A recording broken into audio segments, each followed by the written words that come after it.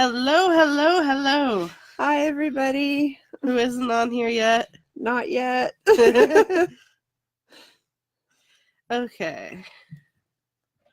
Well, today we are doing a live cast on being called out. We decided to title, So You've Been Called Out, a guide. So, actually, let's do it. Huh? So, we wanted to walk through what a response to a call out looks like, and how to respond to a call out in a way that accepts responsibility without centering yourself and allows you to learn from what happened. Hello. Hello, everybody.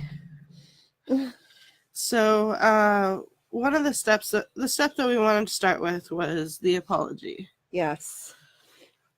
So when you say something to somebody and someone points it out to you as like, whoa, that was problematic, or that really upset me, then the first step is to say, I'm really sorry. And don't do what I like to call a non-apology, which is, I'm sorry I offended you. You have to be sorry for the thing you actually did. So I'm sorry that I did that. I'm sorry that I said that. And don't center yourself with the apology. Like, don't do the I'm sorry, I fucked up, I did such a horrible thing, and leave the other person comforting you instead of allowing them to address what bothers them and learn from it. Yeah. So because otherwise they don't have a chance to have their emotions honored, and it devolves back to the person who did the harm being the person who's being comforted, and that's not fair. I actually had a small conversation about this the other day with Ray about how I'm such an emotional person that sometimes when I fuck up, I start crying. And I wondered, like, what do I do about that when I'm in person? Because I do not want somebody else to feel like that is like, I want them to be worried about me. Like, I feel like crying would be an inappropriate response. And he mentioned at the time that I shouldn't not cry, since that's part of like how I respond to things, that I should just tell them honestly, like, this is an emotional response and I do this, and I don't want you to comfort me or anything. I just also want to be honest about my emotional responses to things. So yeah, I think that that's good for people who have trouble with that, like me, who are also very emotional people when they make a mistake. yeah. And like, I recently had a partner do something kind of not cool, and the thing that I did appreciate was that their reaction to being called out was that they said, I'm sorry, I fucked up, and I won't do that again. And they didn't, and while I could tell that it emotionally affected them a lot, I could also tell that they regretted what they did, they understood what they did, and that they weren't trying to center themselves, they weren't making it about them, and that's something that they're recognizing their harm and willing to change it and acknowledge it without centering themselves. Yeah. So you can still be upset that you did the thing without making it about you. Yeah, like it's not like you have to hide your feels. It's just that yeah. So Ray said, yeah, be vulnerable and real with your emotions while making it clear that it's you being authentic to what you're feeling without making it into something about you. Yeah. So I think that's really good advice. Instead of like holding your feelings in, which would have been my instinct if that had been in a professional setting. So, yeah. And so another thing to do is you can invite them to explain, but do not expect them to explain. There's a difference between saying, "Hey, I'm not sure why that was offensive. Can you explain it to me?" And you don't have to if you're not comfortable with that. And being like, "Explain it to me." No, you have to. You got to tell me what I did wrong. Come on, tell me. They're very different things. One is coercive, and one is giving someone the space to explain if they want to, Yeah. and not requiring the emotional labor of an explanation if they are not prepared for that. And some Mm-hmm. people are willing to explain, and giving them the out also helps them realize that you're a safe person to explain to. Yeah. Because if they don't feel like they have to, then they're going to feel a lot more comfortable with doing so, even though they might not do so. At least you're creating a safe space. Yeah. Do you have more things to say about that one? Not really. I mean, I think that you covered that pretty well about like definitely don't expect them to explain it to you. But like as a person who has obviously had that done to me where someone said something fucked up or problematic, and I've had people respond properly where they're like, "I'm sorry, can you explain what I did wrong?" and not expecting me to. It makes me feel a lot better about explaining it to them, and usually I do. Yeah. Ray said, yeah, don't do well, I don't believe it's offensive, so you have to prove to me how it is. Yeah, that's the worst. Yeah. Um, so just like give the person an out because like I know I get overwhelmed sometimes, and sometimes I just do not have the spoons to have a conversation with someone about something that's hurt me really deeply in the moment. And maybe I'll have that conversation later, or maybe I'll point them towards some resources at some point, or maybe it'll just be too painful for me to do. And all Yeah. of those responses are okay. Yeah, I've definitely also said I will explain to you later when I Yeah. feel like I can. Yeah, because I mean, there's also something to be said for calming down, but there's also something to be said for allowing a person to be angry, Yeah. too. That's actually our next point: is let a person be angry who you've hurt. Like when you hurt someone, they're allowed to feel emotions too. It's not their responsibility to. Sure, they should hopefully convey them in ways that are healthy, but also they're allowed to feel anger. When you fuck up, people are hurt. And when I fuck up, people are hurt. And everyone does fuck up sometimes. I know I certainly do. I have plenty of regrets about ways that I've handled things, even like internalized transphobia things that I've had to work through. Nobody is perfect. Everyone gets called out sometimes. Yeah. But like when I'm called out, when someone's like, hey, that's fucked up, like, why'd you do this thing? I'm really hurt by what you did. And, like, would you have done this? Do you not see me as who I am? Or do you something or other? Or, when someone's angry with me, there's probably a reason.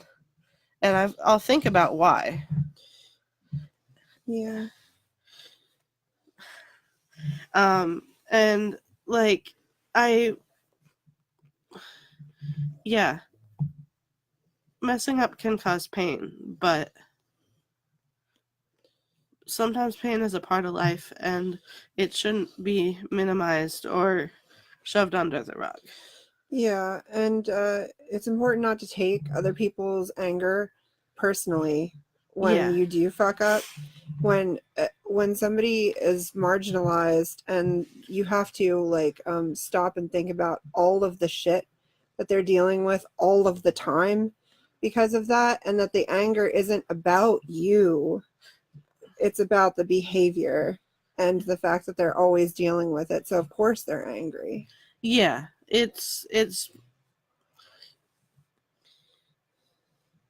I personally believe that anybody can change and grow, but that they have to choose to. And so, like, when I'm angry with someone, I'm angry with their behavior, I'm angry with the thing they did, how they fucked up, and maybe they will change if they understand, or maybe they won't, or maybe, like, but, and whether they change or not doesn't necessarily mean I want them in my life or not, but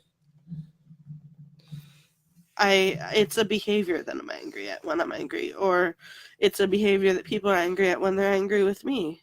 It's not my existence, well, except in the case of malicious transphobia and things like that, but generally it's not my actual existence on this earth. It's something that I did wrong, or something that someone else did wrong. Yeah. Like, it's, so I try not to take anger personally, and I try and understand also context where, especially with marginalization, where, like, microaggressions are things, little things that happen over time, again and again and again, and the effects of them build up. And sometimes people just explode because it's just one too many times. Yeah. And while sometimes you get more of a brunt than you expected, it doesn't make their anger unjustified. And so, yeah, George said, also having experienced abuse doesn't excuse abusing others. Yeah. And which is very, very much true. Yeah. It does not. It can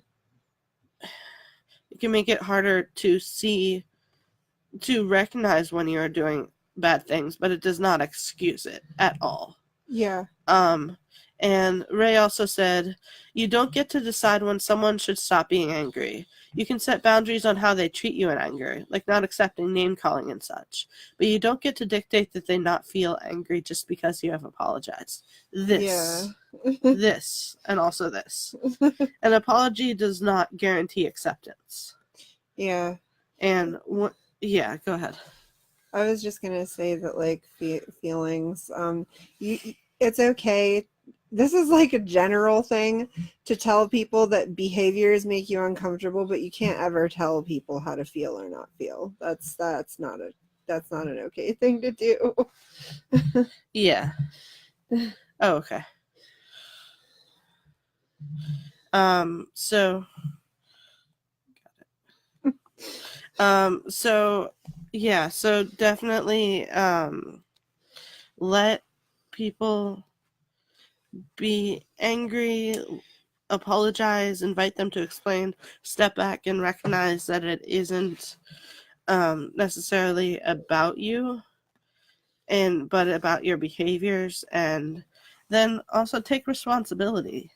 Like, be like, okay, I did something wrong and I'm sorry. Like, this is a thing I did wrong. I'm going to try and fix it, like, by changing my behaviors in the future. And I feel like this goes a little bit deeper. Like, this is a lot of psychology stuff, but I do feel like it's very related to being called out. But there's a difference between guilt and shame. And really, generally speaking, if you make a mistake, that it's an honest mistake that wasn't with malicious intent, it's okay to feel like it's very healthy to feel guilty about the thing that you did. But it's important to try not to internalize that and turn it into shame, like you're a bad person because of what you did. And the other person probably doesn't really necessarily think that you're a bad person. It's just the behavior itself, and that is changeable. And it's perfectly fine and healthy to feel guilty sometimes when you fuck up. Yeah. But yeah.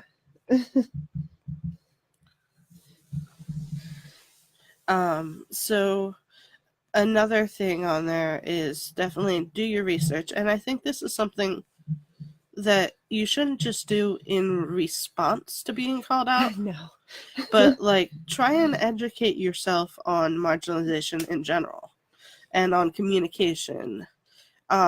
These are things that well, sometimes you'll mess up anyway. Mm-hmm. Everybody does. Like, it's also putting in the work to understand before you mess up, so that you are not putting the burden of teaching you onto others and hurting others unnecessarily because you haven't made an effort. And so Nate said education is always good. Yeah. And yeah, like definitely take the time to do your research and do it before. Do you have more to add to that one? Yeah. So that can be really simple. Obviously, you can like look stuff up online. But if you're in school, I recommend taking a college course in sociology. I'm taking a race and cultural relations class right now, and it's amazing. It's really good. It's really helpful for understanding a lot about cultural prejudice and racism and xenophobia and just all kinds of different marginalized groups, and like understanding people and cultures is really important, I think, to having a more well-rounded viewpoint where you understand the plight of people who are different than you and who are oppressed. And if you don't have that option, there a lot of the time there are all kinds of even like studies and stuff that have been done, all kinds of sociological studies that have been done on different marginalized groups that are online. Yeah, and I also think like geez, my brain just did a blank. Hold on. I had a point and it went away. I hate that. Oh yeah. Do not assume that one person's marginalization, like one group's marginalization, uh, is the same as another group's. Mm-hmm. The struggles are different, and the struggles intersect in different ways. So, like, transphobia is not the same thing as homophobia, is not the same thing as racism. No. And while there are parallels, the experiences and the fears and the dangers can be very different. Yeah. And learning about different types of struggles, bigotry that people deal with, and learning healthy communication is something that is really important, and really important to do with more than just one group. Oh yes. Like the things I go through related to transphobia are not going to be the same things that someone goes through related to racism or you know, and like, don't minimize the struggles of others. Yeah. I mean, it can be good and bad, because it can be like an empathy thing where you're like, okay, we have some shared experiences, and at least I can sort of understand where this person is coming from, but it's also important to understand the differences. Yeah, and so Ray also said, also your marginalized friends may not want to do the emotional labor of teaching you when you're hurting them, but if you ask them for resources to learn how to not do so before fucking up, or when not actively fucking up, they will very likely be happy to point you towards something. Mm-hmm. Most of us very much appreciate people trying to improve before they hurt someone by mistake. So outside of the context of messing up, ask for resources people found useful. Yeah, there are a lot of websites that do a lot of work that's specifically that. And actually, if you didn't know this, this is something I only recently realized, but places like the LGBT Center, they will come to your workplace and do education for members of your workplace and do diversity training and stuff. A lot of nonprofits will do that sort of thing if you have or specifically concerned about that at work or whatever. I know that there's a lot of places that offer like education and diversity training that's really helpful too. And obviously their whole job is doing that labor. So I think that's really good. Yeah. And Nate also said there's no need for a metaphorical dick measuring contest in marginalization. Being good allies is way more important. So kind of just getting the awareness of the struggles of each individual group. Yeah. There's also a lot of articles on how to be an ally to different communities. Yes. You can pretty much just Google like how to be a trans ally or how to be an ally to the Black community or whatever, and there's lots of resources. Yeah. And I know it can be overwhelming sometimes. Like, there are a lot of ways that people are marginalized, and it can be hard to... It can be overwhelming to be like, well, I'm not marginalized in these ways, and there are so many things I need to learn. But any education is helpful. Yeah. And the more you do educate yourself, the more prepared you are to educate yourself in the future, too. Yeah. And the more able you are to absorb education, because if you have no idea of the context of someone's call out, like if you don't understand the very foundation of why that might be offensive, it can be a lot harder to grow from it. Yeah. And yeah, and also recognize that marginalized people are not a conglomerate. So viewpoints, there will be like different viewpoints within a community. So like, let's say one trans friend says, well, I get that you mess up my pronouns sometimes. That does not mean that other trans friends will necessarily be as understanding, or that it's okay to misgender someone. Yeah. Like, it's just because one person will accept something because they know you and they know that you're trying doesn't mean that it doesn't hurt, or that it is something that everyone will be okay with, that you can just kind of do. Yeah. So Nikki made a good point. Make sure your allyship is at the behest of the oppressed, and don't use ally status as a way to force yourself into insular spaces. So, oh God, yeah. So like, if you're... lift up the voices of the oppressed. Like, don't invade like women only spaces if you are not, if you are not, if you're a dude, like, don't do it. Don't do it. Yeah, that's a good example. And like, if you want to have a speech on a topic or something, reach out to people who are in that community to speak. Yeah. And yeah. And lift up the voices of the people who are needing it and who are being spoken for. Mm-hmm. Nikki also said, and be sure that the goal of your allyship is to do right, rather than grounded in morbid curiosity, guilt, or fetishization. Yeah. Like, yeah, do it because it's the right thing to do. And I would also say, sometimes people are like, well, I don't like this person, so I'm going to misgender them.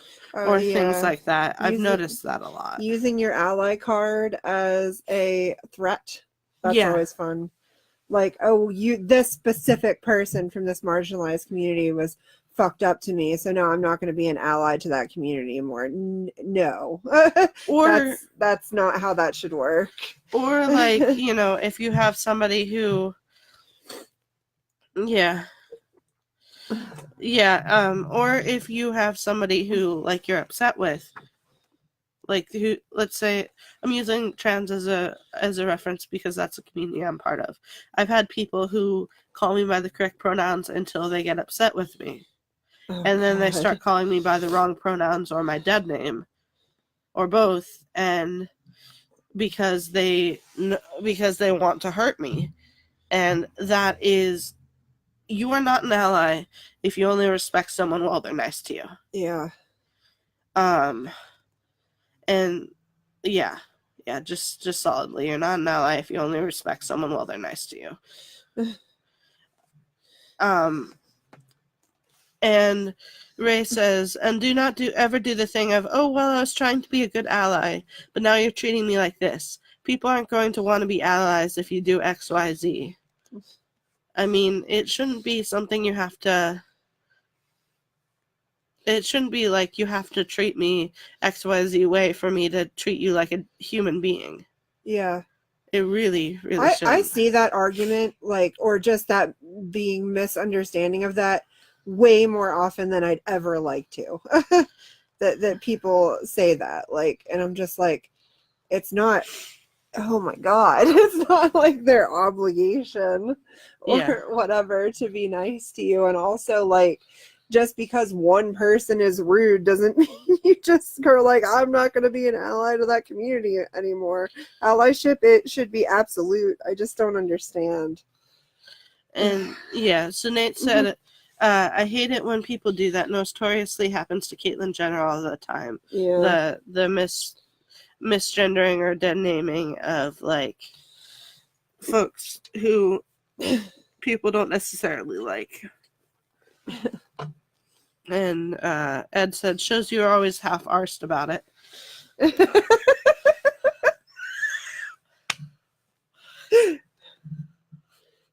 That was amusing in an American accent. And Ray said, being an ally is something you do because you care about the issues, not because you want to be seen as a good person or as a favor to someone. Marginalized folks have just as many great and shitty people as anywhere else. Some may be dicks. If them being a dick means you won't be an ally, you weren't an ally to begin with. Because being an ally isn't based on how they treat you. It's based on you caring about their rights and personhood as a whole. Yeah.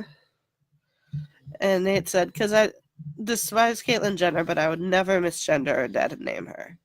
And Ed said, remember, hate the person and their pronoun, not their pronouns. Joking aside, someone's identity shouldn't factor into your opinion of them. And Nikki said, Caitlyn Jenner is an awful person, but not because she's trans. Yeah. Same as Blair White is. Yeah. So, we've kind of reached the end of our notes. Yes. So we want to invite questions. Please give us questions. Or feedback. Or just ramble about your own experiences. Yes. Please do. Because, yeah. And while we wait for that to happen, we will talk a little bit more. I wanted to say the status update for this also has an apology related to some things that had happened in the group recently.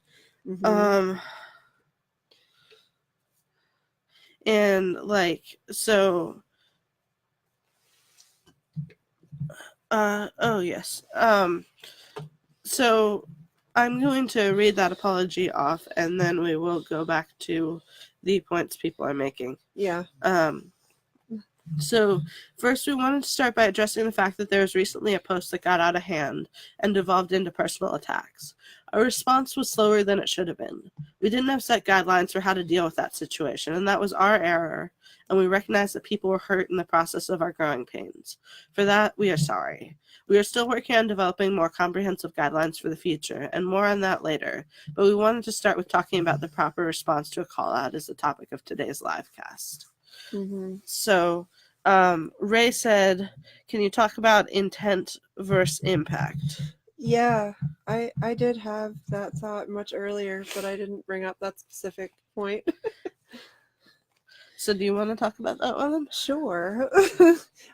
It's a thing we talk a lot about in therapy, but it's knowing that even if your intentions are good and not malicious, that does not mean that what the things you do and say will impact other people in whatever way you think they're going to or not going to. So even if your intentions are good, you may still negatively impact people with your behaviors. That's a thing that I think is sometimes really hard to learn at first.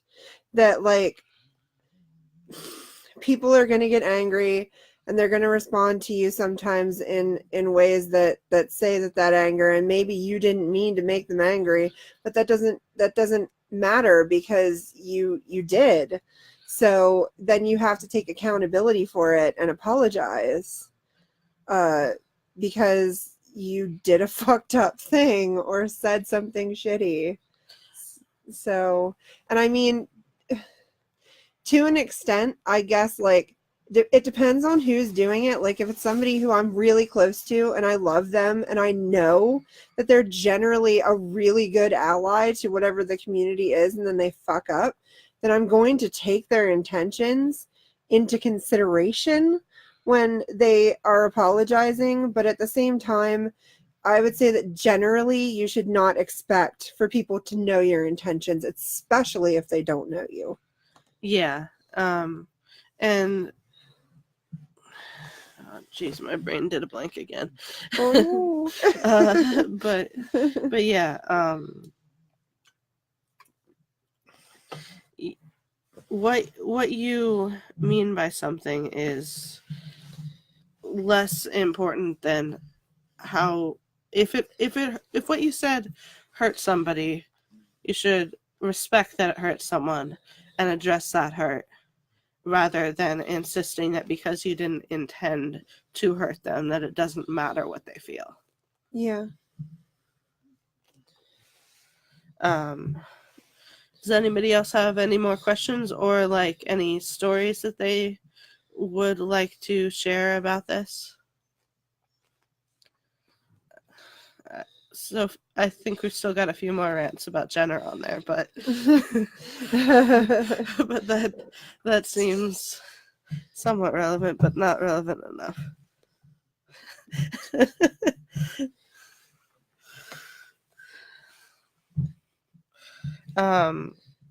Ray said, intent matters in that if you intended to cause harm, it's certainly worse than if you didn't. But if you didn't, well, that matters some. It doesn't negate what happened. Yeah. Yeah. So, I think that's about it for now. Unless you have something more you want to add. There's more comments. Oh, more comments appeared.